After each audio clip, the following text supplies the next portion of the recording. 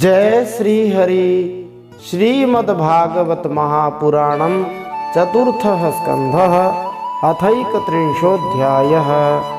अब हम श्रीमद्भागवत महापुराण के चतुर्थ स्कंद में अंतिम अध्याय 31वां अध्याय सुनते हैं।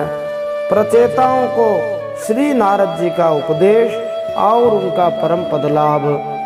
श्री गणेशाय नमः। श्री सरस्वत्यै नमः।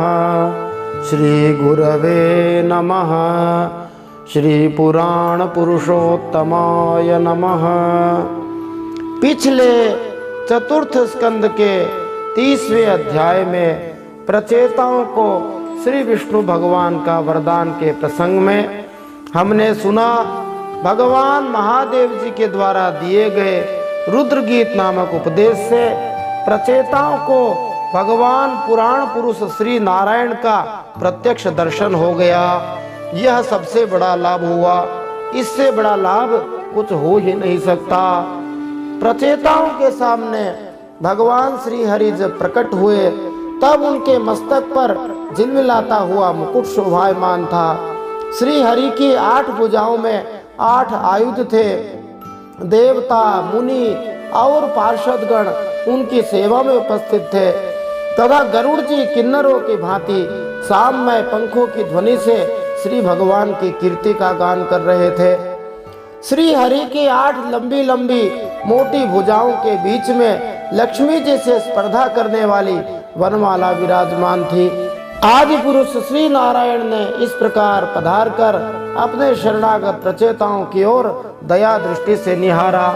श्री भगवान प्रचेताओं से कहते हैं, जो मनुष्य सायंकाल के समय प्रतिदिन तुम्हारा अर्थात प्रचेताओं का स्मरण करेगा उसका अपने भाइयों में अपने ही समान प्रेम होगा तथा समस्त जीवों के प्रति मित्रता का भाव हो जाएगा। तो भाइयों में प्रेम बनाए रखने के लिए इन प्रचेताओं को शाम के समय स्मरण करना चाहिए।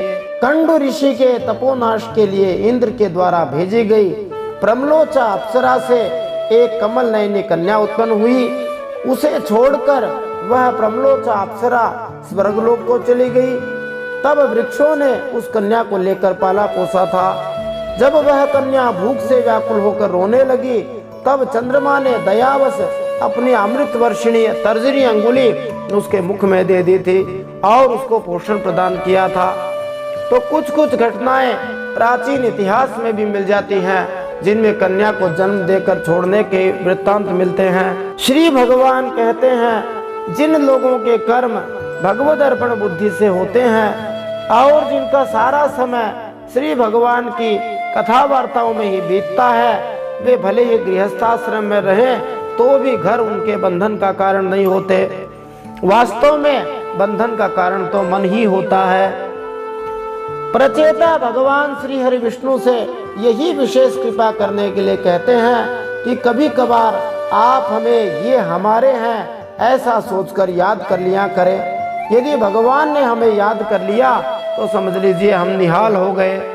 और फिर प्रचेता श्री भगवान से वरदान मांगते हैं कि आप हमें अपने प्रेमी भक्तों का संग प्रदान करें।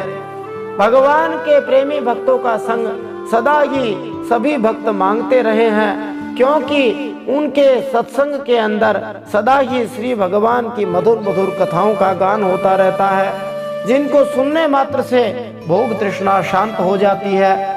श्री भगवान के प्यारे भक्तों के सत्संग में आदि पुरुष श्रीमन नारायण देव का बार बार गुणगान होता रहता है, जिससे मन वाणी सब पवित्र हो जाते हैं। प्रचेता श्री भगवान से यह वरदान भी मांगते हैं कि जो भी तपस्या हमने आपके लिए की है वह सब आप सर्वव्यापक पुरुषोत्तम भगवान के संतोष का कारण हो, क्योंकि वास्तव में भगवान अपनी कृपा से ही संतुष्ट हो सकते हैं। उन्हें भला कौन संतुष्ट कर सकता है। प्रचेता श्री भगवान से कहते हैं कि आप ही जन्म मरण रूप दुस्साध्य रोग के श्रेष्ठतम वैद्य हैं, इसलिए अब हमने आपका ही आश्रय लिया है।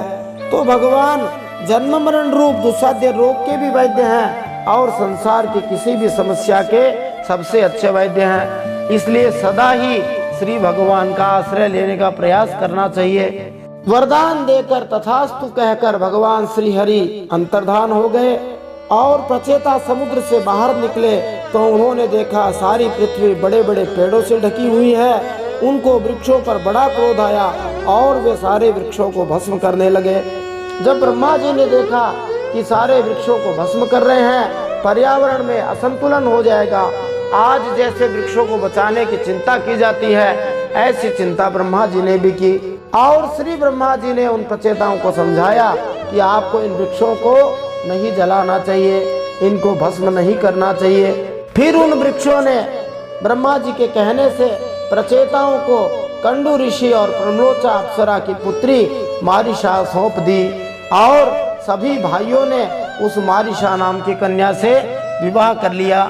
यह मारिशा नाम ईसाई मतों के अंदर भी हुआ करता है, माने यहाँ से ही वहां पर गया है। अब हम श्रीमद् भागवत महापुराण के चतुर्थ स्कंद के 31वें अध्याय में प्रचेताओं को श्री नारद जी महाराज का उपदेश और उनका परम पद लाभ, इस प्रसंग में इन प्रश्नों के उत्तर प्राप्त कर सकते हैं। क्या गुरु को कहीं ढूंढने की आवश्यकता है?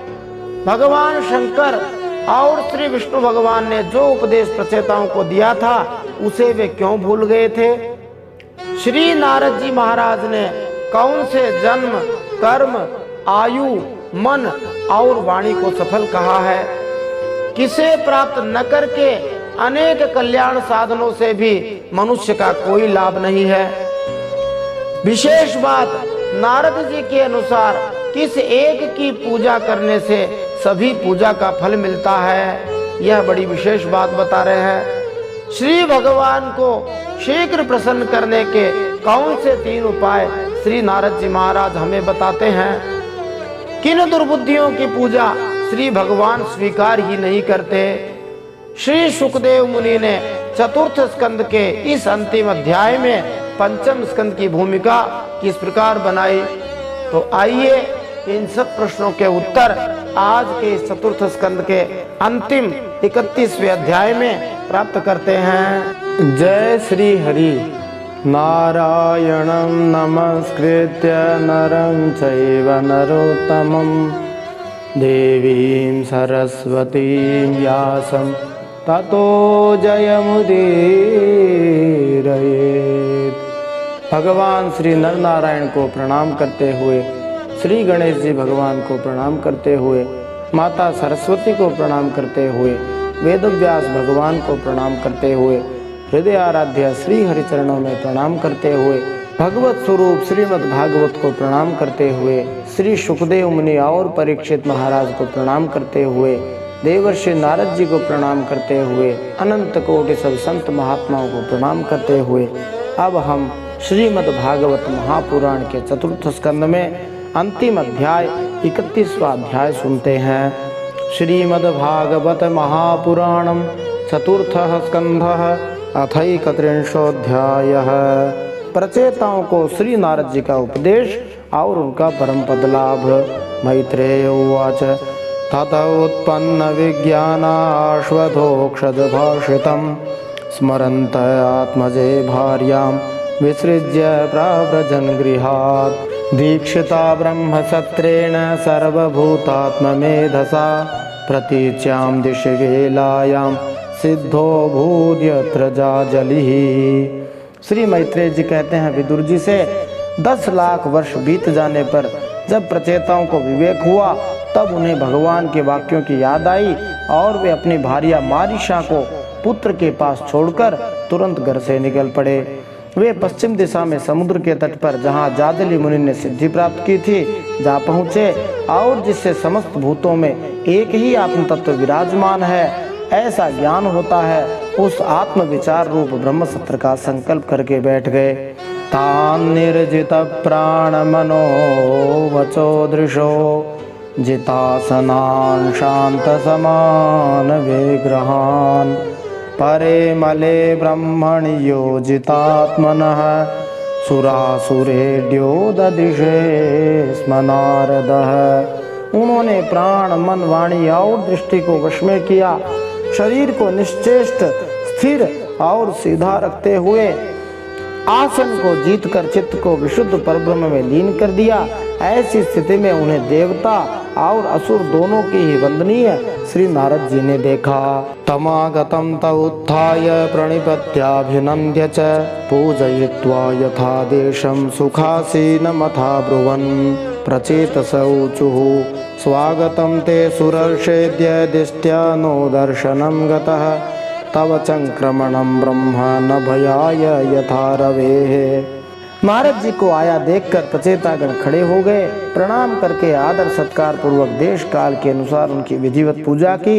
जब नारद जी सुख से बैठ गए तब वे प्रचेता नारद जी से कहने लगे। अब देखिए यहाँ पर भी प्रचेताओं को जैसे ही लगा कि अब भजन करना चाहिए, निकल पड़े। गुरु की खोज नहीं की, गुरु स्वयं ही आ जाते हैं। यदि हम वास्तव में परमात्मा की प्राप्ति करना चाहते हैं, शांति प्राप्त करना चाहते हैं, तो श्री हरि को गुरु मान के आगे बढ़ना चाहिए।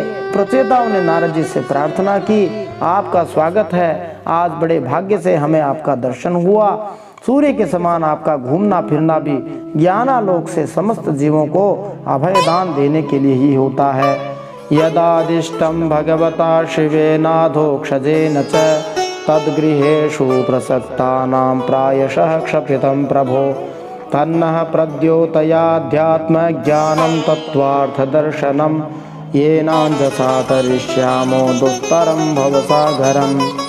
भगवान महादेव जी और विष्णु भगवान ने हमें जो उपदेश किया था उसे गृहस्थी में आसक्त रहने के कारण हम लोग प्रायः भूल गए हैं। हमारी भी स्थिति यही है, सुनते बहुत हैं पर भूल जाते हैं। अतः हे नारद जी, आप हमारे हृदयों में उस परमार्थ तत्व का साक्षात्कार कराने वाले अध्यात्म ज्ञान को फिर से प्रकाशित कर दीजिए, जिससे हम सुगमता से ही इस दुस्तर संसार सागर से पार हो जाए। मैत्रेय उवाच इति प्रचेतसां पृष्टो भगवान् नारदो मुनिः भगवत्युत्तम श्लोक आविष्टात्मा ब्रवीन्द्रितान्। नारदो उवाच तज्जन्मतानि कर्माणि तदायुस्तन्मनो वचः नृणां येनेह विश्वात्मा सेव्यते हरिरीश्वरः। श्री मैत्रेय जी विदुर जी से कहते हैं, भगवान में श्री नारद जी का चित्त सर्वदा भगवान श्री कृष्ण में ही लीन रहता है। वे प्रचेताओं के इस प्रकार पूछने पर उनसे कहने लगे। श्री नारद जी ने कहा, हे राजाओं, इस लोक में मनुष्य का वही जन्म, वही कर्म, वही आयु, वही मन और वही वाणी सफल है जिसके द्वारा सर्वात्मा सर्वेश्वर श्री हरि का सेवन किया जाता है।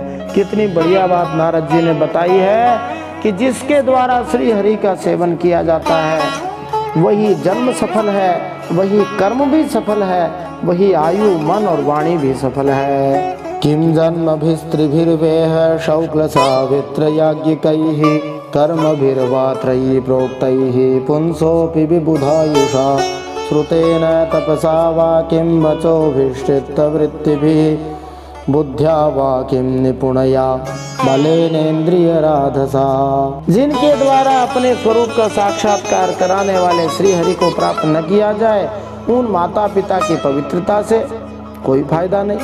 यज्ञोपवीत संस्कार से, यज्ञ दीक्षा से प्राप्त होने वाले उन 3 प्रकार के श्रेष्ठ जन्मों से, वेद में बताए हुए कर्मों से, देवताओं के समान दीर्घ आयु से, शास्त्र के ज्ञान से, तपस्या से, वाणी की चतुराई से, अनेक प्रकार की बातें याद रखने की शक्ति मिल जाए उससे, और तीव्र बुद्धि से, बल से, इंद्रियों की पटुता से, और किं वा योगेन सांख्येन न्यास स्वाध्याययोरपि किं वा श्रेयोभिरन्यैश्च न यत्रात्मा प्रदो हरिः श्रेयसामपि सर्वेषामात्मा ह्यवधिरर्थतः सर्वेषामपि भूतानां हरिरात्मात्मदः प्रियः। पूर्वोक्त बताई हुई चीजों से, योग से, सांख्य माने आत्मा अनात्म के विवेक से, संन्यास और वेदों के अध्ययन से, व्रत वैराग्य आदि अन्य कल्याण साधनों से भी उस मनुष्य का क्या लाभ है यदि सर्वात्मा भगवान श्री हरि को प्राप्त न किया जाए, सबके लिए प्राप्तव्य भगवान श्री हरि हैं। यदि उन्हें प्राप्त कर लिया तो जन्म कर्म आयु मन वाणी सब सफल हो गए, नहीं तो सब चीजें व्यर्थ निकल जाएंगी। वास्तव में समस्त कल्याणों की अवधि आत्मा ही है और आत्मज्ञान प्रदान करने वाले श्री हरि ही संपूर्ण प्राणियों की प्रिय आत्मा है। फिर नारद जी महाराज उपजाति छंद के अंदर यह बात बताते हैं कि केवल भगवान श्री हरि की ही पूजा क्यों करनी चाहिए, जगह जगह भटकने की आवश्यकता ही नहीं है। इसको एक बढ़िया उदाहरण के द्वारा नारद जी समझाते हैं। बड़ा ही प्यारा श्लोक है। यथा तरोर्मूल निषेचनेन तृप्यन्ते तत्स्कन्ध भुजोपशाखाः प्राणोपहाराच्च यथेन्द्रियाणां तथैव सर्वार्हणमच्युतेज्या। जैसे एक पेड़ की जड़ को सींचने से उसके तना शाखा उपशाखा आदि सभी का पोषण हो जाता है, और जैसे भोजन द्वारा प्राणों को तृप्त करने से समस्त इंद्रियां पुष्ट होती हैं, वैसे ही भगवान श्री हरि अच्युत की पूजा करना ही सबकी पूजा है। दो उदाहरण बता दिए। पेड़ के पत्ते शाखा तने इनको सींचने की बजाय एक जड़ को ही सींचने से पेड़ हरा भरा पुष्ट रहता है, फल फूल से लदा रहता है। जिस प्रकार हाथ पैर आदि को भोजन नहीं करा करके केवल मुख को भोजन कराने से सारी इंद्रियों में पुष्टि आती है, वैसे ही अच्युत भगवान श्री हरि की पूजा करने से सभी की पूजा हो जाती है। और यथैव सूर्यात् प्रभवन्ति वारः पुनश्च तस्मिन् प्रविशन्ति काले भूतानि भूमौ स्थिरजङ्गमानि तथा हरावेव गुण प्रवाह। जैसे वर्षा काल में जल सूर्य के ताप से उत्पन्न होता है, ग्रीष्म ऋतु में उसी की किरणों में पुनः प्रवेश कर जाता है, तथा जैसे समस्त चराचर भूत पृथ्वी से उत्पन्न होते हैं और फिर उसी में मिल जाते हैं, वैसे ही चेतना अचेतनात्मक यह समस्त प्रपंच भगवान श्री हरि से ही उत्पन्न होता है और उन्हीं में लीन हो जाता है। बढ़िया उदाहरण से समझाया कि भगवान सूर्य नारायण की कृपा से ही वर्षा होती है और वे ही उस जल को वापस खींच लेते हैं, फिर उसी को बरसा देते हैं। वैसे ही यह संसार श्री हरि से ही उत्पन्न होता है और उन्हीं में लीन हो जाता है। एतत्पदं तज्जगदात्मना परं सकृद्विभातं सवितुर्यथा प्रभा यथा सबो जागृति सुप्त शक्तयो द्रव्य क्रिया ज्ञान भिदा भ्रमात्ययः। वस्तुतः यह विश्वात्मा श्री भगवान का वह शास्त्र प्रसिद्ध सर्वोपाधि रहित स्वरूप ही है। जैसे सूर्य की प्रभा उससे भिन्न नहीं होती, वैसे ही कभी कभी गंधर्व नगर के समान स्फुरित होने वाला यह संसार भगवान से अलग नहीं है। तथा जैसे जागृत अवस्था में इंद्रियां गतिशील रहती हैं किंतु सुसुप्ति अवस्था में उनकी शक्तियां लीन हो जाती हैं, वैसे ही यह जगत सर्ग काल में श्री भगवान से प्रकट हो जाता है और कल्पांत होने पर उन्हीं में लीन हो जाता है। स्वरूपतः तो भगवान में द्रव्य क्रिया ज्ञान रूपी त्रिविध अहंकार के कार्यों की तथा उनके निमित्त से होने वाले भेद भ्रम की सत्ता है ही नहीं। यथा नभस्य व्रतमः प्रकाशा भवन्ति भूता न भवन्त्यनुक्रमात् एवं परे ब्रह्मणि शक्तयः स्वमो रजस्तमः सत्वमिति प्रवाह। जैसे बादल अंधकार और प्रकाश ये क्रमशः आकाश से ही प्रकट होते हैं, उसी में लीन हो जाते हैं, किंतु आकाश इनसे लिप्त नहीं होता। उसी प्रकार ये सत्व रज और तमो में शक्तियाँ कभी परब्रह्म से उत्पन्न होती हैं, कभी उसी में लीन हो जाती हैं। इसी प्रकार इनका प्रवाह चलता रहता है, किंतु इससे आकाश के समान असंग परमात्मा में कोई विकार उत्पन्न नहीं होता। बादल अंधकार और प्रकाश ये आकाश में तो उत्पन्न होते हैं और आकाश में ही लीन हो जाते हैं। तेनैकमात्मानमशेष देहिनां कालं प्रधानं पुरुषं परेशं स्वतेजसाध्वस्थगुणप्रवाह मात्मैकभावेन भजध्वमद्धा। अतः तुम ब्रह्मा आदि समस्त लोकपालों के भी अधीश्वर भगवान श्री हरि को अपने से अभिन्न मानते हुए, माने एक मानते हुए, उन श्री हरि का ही भजन करो, क्योंकि वे श्री हरि ही समस्त देहधारियों के एकमात्र आत्मा है। वे ही जगत के निमित्त कारण काल भी हैं, उपादान कारण माने प्रधान भी हैं और नियंता पुरुषोत्तम है, तथा अपनी काल शक्ति से वे भगवान श्री हरि ही इस गुणों के प्रवाह रूप प्रपंच का संहार कर देते हैं। अब छंद बदल करके नारद जी एक बहुत बढ़िया बात बताते हैं। जब गायन बदल दिया जाता है तो श्रोता का भाव भी बदल जाता है। भगवान बहुत जल्दी प्रसन्न हुए, उसके लिए नारद जी 3 उपाय बताते हैं। दयया सर्वभूतेषु संतुष्ट्यायेन केन वा सर्वेन्द्रियोपशान्त्या च तुष्यत्याशु जनार्दन। वे भक्तवत्सल भगवान समस्त जीवों पर दया करने से प्रसन्न हो जाते हैं। जो कुछ मिल जाए उसी में संतुष्ट रहने से तथा समस्त इंद्रियों को विषयों से निवृत्त करके शांत करने से बहुत जल्दी प्रसन्न हो जाते हैं। 3 उपायों पर ध्यान देना चाहिए। सभी जीवों पर दया, जो मिल जाए उसमें मस्त रहना, समस्त इंद्रियों को विषयों से निवृत्त कर देना, इससे भगवान बहुत जल्दी प्रसन्न हो जाते हैं। फिर नारद जी महाराज पुष्पिताग्रा छंद में 3 श्लोक बताते हुए कहते हैं। अपहत सकलैषणामलात्मा न्यविरत मेधित भावनोपहूतः निज जन वशगात्वमात्मनो यन् न सरति क्षेत्रवदक्षरः सतां हि। इसी पुष्पिताग्रा छंद में विश्व पितामह ने भगवान श्री कृष्ण की प्रयाण काल में बड़ी सुंदर स्तुति की थी, जो प्रथम स्कंद में आई थी। पुत्रैषणा आदि सब प्रकार की वासनाओं के निकल जाने से जिनका अंतःकरण शुद्ध हो गया है, उन संतों के हृदय में उनके निरंतर बढ़ते हुए चिंतन से खिंचकर अविनाशी श्री हरि आ जाते हैं और अपनी भक्ताधीनता को चरितार्थ करते हुए हृदय आकाश की भांति वहां से हटते नहीं हैं। तो भगवान ऐसे ही भक्तों के हृदय में आते हैं जो उनसे बड़ा प्रेम करते हैं और फिर एक बार आने के बाद भगवान छोड़ना जानते ही नहीं। न भजति कुमनीषिणां सैज्याम हरिरधनात्मधन प्रियो रसज्ञः श्रुतधन कुल कर्मणां मदैर्ये विदधति पापम किंचनेषु सत्सु।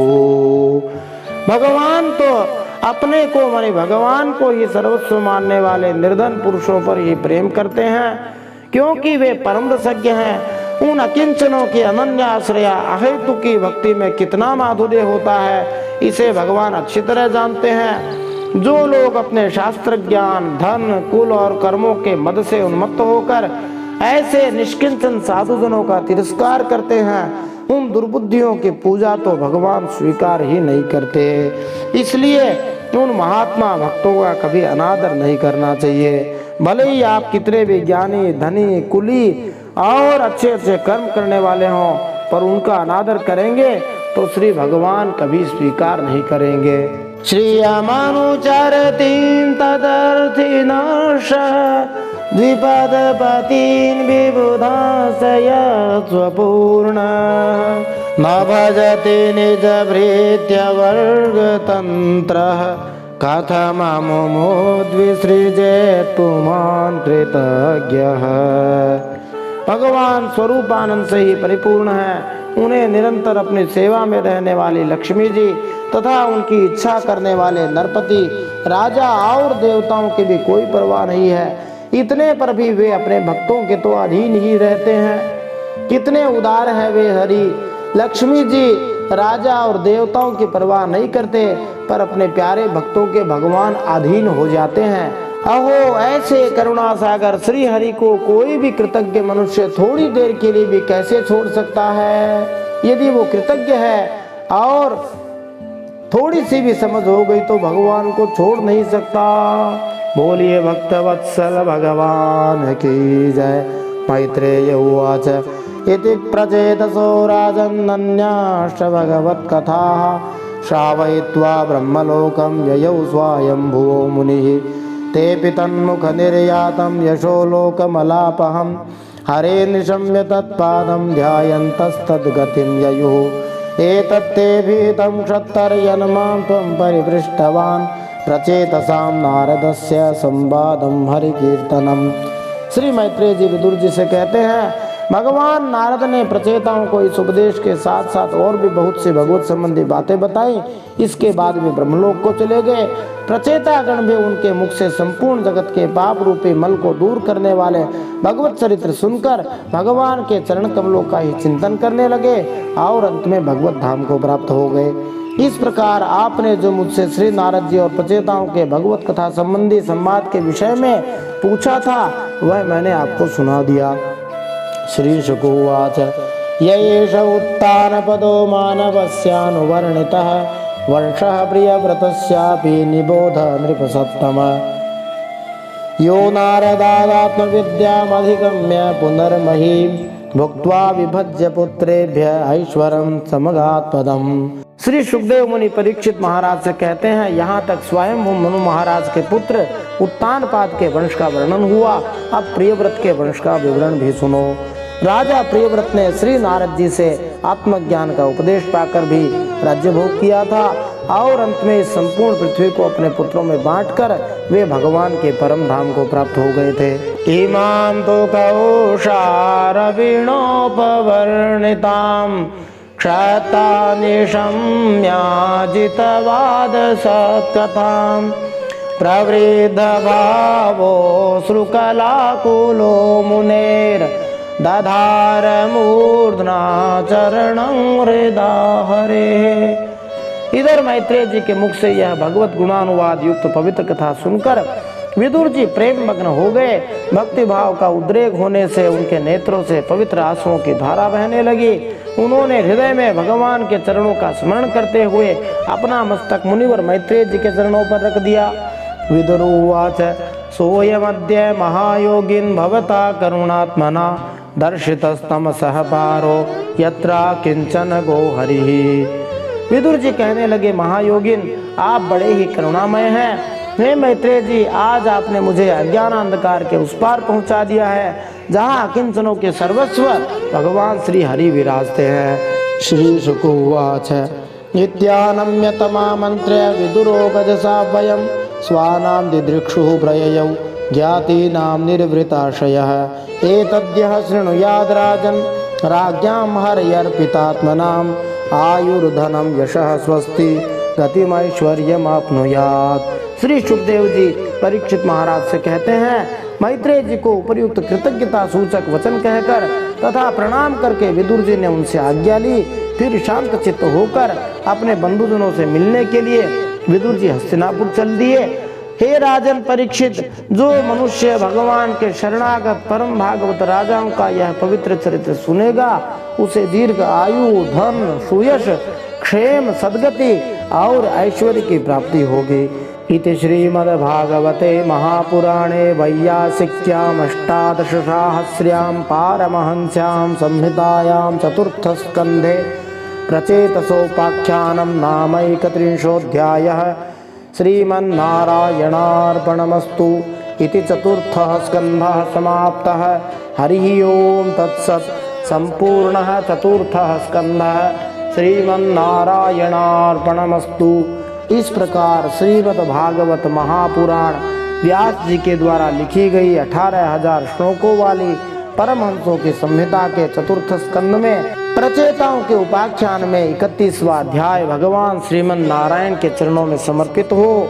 इस प्रकार चतुर्थ स्कंद समाप्त हुआ। हरि ओम तत्सत। यह संपूर्ण चतुर्थ स्कंद भगवान श्रीमन नारायण के चरणों में समर्पित हो।